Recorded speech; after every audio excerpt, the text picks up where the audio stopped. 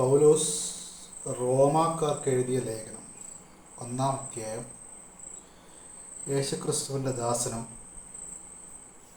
അപ്പോസ്തലനുമായിരിക്കാൻ വിളിക്കപ്പെട്ടവനും ദൈവത്തിൻ്റെ സുവിശേഷത്തിനായി പ്രത്യേകം നിയോഗിക്കപ്പെട്ടവനായി പൗലോസ് എഴുതുന്നത്. ഈ സുവിശേഷം വിശുദ്ധ ലിഖിതങ്ങളിൽ പ്രവാചകന്മാർ മുഖേന ദൈവം മുൻകൂട്ടി വാഗ്ദാനം ചെയ്തിട്ടുള്ളതാണ്. ഇത് അവിടുത്തെ പുത്രനും നമ്മുടെ കർത്താവുമായ യേശുക്രിസ്തുവിനെ സംബന്ധിച്ചുള്ളതാണ്. അവൻ ജഡപ്രകാരം ദാവീദിൻ്റെ സന്തതിയിൽ നിന്ന് ജനിച്ചവനും മരിച്ചവരിൽ നിന്നുള്ള ഉത്ഥാനം വഴി വിശുദ്ധിയുടെ ആത്മാവിന് ചേർന്ന വിധം ശക്തിയിൽ ദൈവപുത്രനായി നിശ്ചയിക്കപ്പെട്ടവനുമാണ്.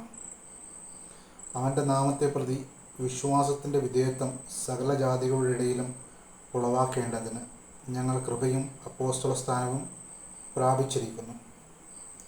യേശുക്രിസ്തുവിൻ്റെ സ്വന്തമാക്കാൻ വിളിക്കപ്പെട്ടിരിക്കുന്ന നിങ്ങളും അവരിൽ ഉൾപ്പെടുന്നു. ദൈവത്തിൻ്റെ സ്നേഹഭാജനങ്ങളും വിശുദ്ധരാകാൻ വിളിക്കപ്പെട്ടവരുമായ റോമായിലുള്ള നിങ്ങൾക്കെല്ലാവർക്കും നമ്മുടെ പിതാവായ ദൈവത്തിൽ നിന്നും കർത്താവായ യേശുക്രിസ്തുവിൽ നിന്നും കൃപയും സമാധാനവും. നിങ്ങളുടെ വിശ്വാസം ഭൂമിയിൽ എല്ലായിടത്തും പ്രകീർത്തിക്കപ്പെടുന്നതിനാൽ നിങ്ങൾക്ക് എല്ലാവർക്കും വേണ്ടി ആദ്യമേ ഞാൻ യേശുക്രിസ്തു വഴി എൻ്റെ ദൈവത്തിന് നന്ദി പറയുന്നു. ഞാൻ നിങ്ങളെ ഇടവിടാതെ പ്രാർത്ഥനയിൽ സ്മരിക്കുന്നു എന്നതിന് അവിടുത്തെ പുത്രനെക്കുറിച്ചുള്ള സുവിശേഷം വഴി ഞാൻ ആത്മന ശുശ്രൂഷിക്കുന്ന ദൈവമാണ് എനിക്ക് സാക്ഷി. ദൈവേഷ്ടത്താൽ എങ്ങനെയെങ്കിലും നിങ്ങളുടെ അടുത്ത് വന്നു ചേരാൻ ഇപ്പോഴെങ്കിലും സാധിച്ചിരുന്നെങ്കിൽ എന്ന് ഞാൻ പ്രാർത്ഥിക്കുന്നു. നിങ്ങളെ ധൈര്യപ്പെടുത്താൻ എന്തെങ്കിലും ആത്മീയ വരം നിങ്ങൾക്ക് നൽകേണ്ടതിന് നിങ്ങളെ കാണാൻ ഞാൻ അതിയായി ആഗ്രഹിക്കുന്നു. എൻ്റെയും നിങ്ങളുടെയും വിശ്വാസം നമ്മെ പരസ്പരം പ്രോത്സാഹിപ്പിക്കുമല്ലോ. സഹോദരരെ, ഇത് നിങ്ങൾ മനസ്സിലാക്കണം.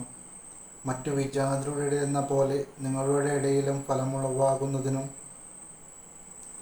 നിങ്ങളുടെ അടുക്കൽ വരാൻ പലപ്പോഴും ഞാൻ ഒരുങ്ങിയതാണ്.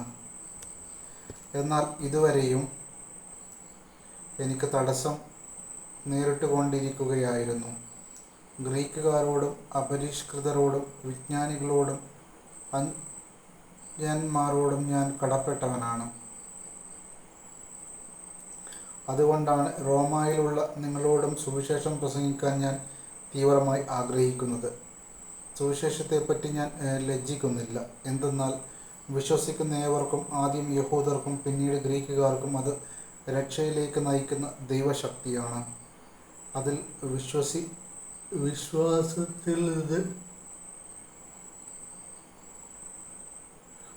വിശ്വാസത്തിലേക്ക് നയിക്കുന്ന ദൈവത്തിൻ്റെ നീതി വെളിപ്പെട്ടിരിക്കുന്നു. നീതിമാൻ വിശ്വാസം വഴി ജീവിക്കും എന്ന് എഴുതപ്പെട്ടിരിക്കുന്നുവല്ലോ. മനുഷ്യരുടെ സകല ദുഷ്ടതയ്ക്കും അനീതിക്കുമെതിരായി ദൈവത്തിൻ്റെ ക്രോധം ആകാശത്ത് നിന്ന് പ്രത്യക്ഷപ്പെടുന്നു. അവർ തങ്ങളുടെ അനീതിയിൽ സത്യത്തെ തളച്ചിടുന്നു. ദൈവത്തെക്കുറിച്ച് അറിയാൻ കഴിയുന്നതൊക്കെ അവർക്ക് വ്യക്തമായി അറിയാം. ദൈവം അവയെല്ലാം അവർക്ക് വെളിപ്പെടുത്തിയിട്ടുണ്ട്. ലോകസൃഷ്ടി മുതൽ ദൈവത്തിൻ്റെ അദൃശ്യ പ്രകൃതി, അതായത് അവിടുത്തെ അനന്തശക്തിയും ദൈവത്വവും സൃഷ്ടവസ്തുക്കളുടെ സ്പഷ്ടമായി അറിഞ്ഞിട്ടുണ്ട്. അതുകൊണ്ട് അവർക്ക് ഒഴി കഴിവില്ല. അവർ ദൈവത്തെ അറിഞ്ഞിരുന്നെങ്കിലും അവിടുത്തെ ദൈവമായി മഹത്വപ്പെടുത്തുകയോ അവിടത്തേക്ക് നന്ദി പ്രകാശിപ്പിക്കുകയോ ചെയ്തിട്ടില്ല. മറിച്ച് അവരുടെ യുക്തിവിചാരങ്ങൾ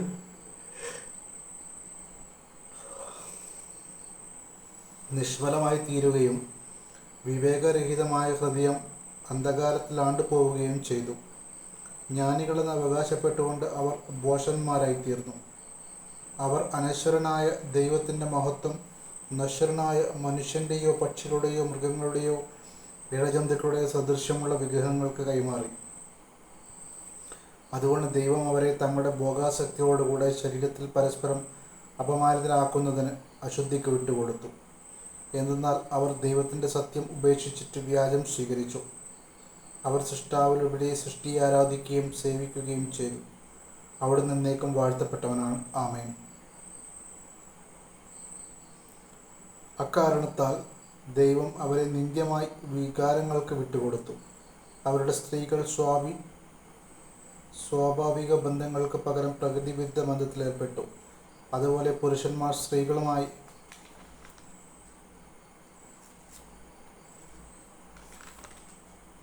സ്ത്രീകളുമായുള്ള സ്വാഭാവിക ബന്ധം ഉപേക്ഷിക്കുകയും പരസ്പരാസക്തിയാൽ ലജ്ജിച്ച് അന്യോന്യം ലജ്ജാകരവൃത്തിയിൽ ഏർപ്പെടുകയും ചെയ്തു.